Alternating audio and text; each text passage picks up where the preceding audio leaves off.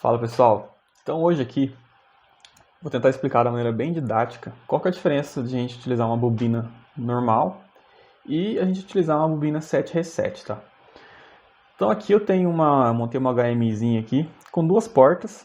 A primeira porta tem um botão abrir, tá? Essa primeira porta aqui é comandada por essa linha.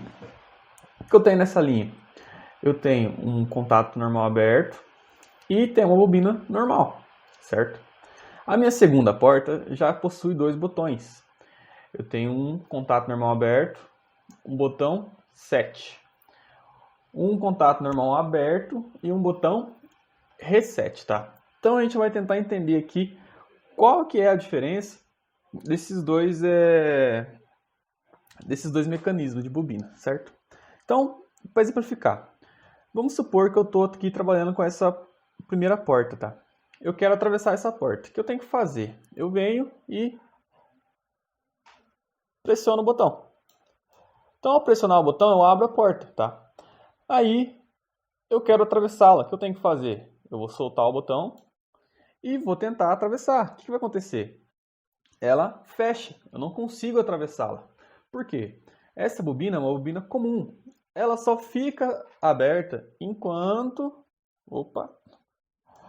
Ela só fica aberta enquanto eu estou pressionando o botão. Assim que eu solto o botão, ela se desenergiza, essa bobina. Então ela volta para o seu estado normal, que é fechado.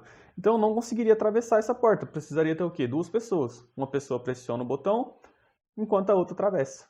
Certo? Já quando eu estou trabalhando com a outra bobina, que é a bobina de 7 reset, como que ela funciona, tá? Aqui eu vou ter dois botões. Tem o botão abrir e o botão fechar também. Se eu vier aqui pressionar o botão de abrir, pressionei o botão de abrir. Quando eu soltar esse botão, a minha porta ela se mantém aberta, tá? Ela se mantém aberta. Por quê? Eu estou utilizando aqui uma bobina de 7. A bobina de 7, assim que ela recebe um pulso, ela vai ficar setada, tá? Como tem que fazer para desligar essa bobina? Tem que vir aqui e pressionar o botão de desliga, né? O fechar. Por quê?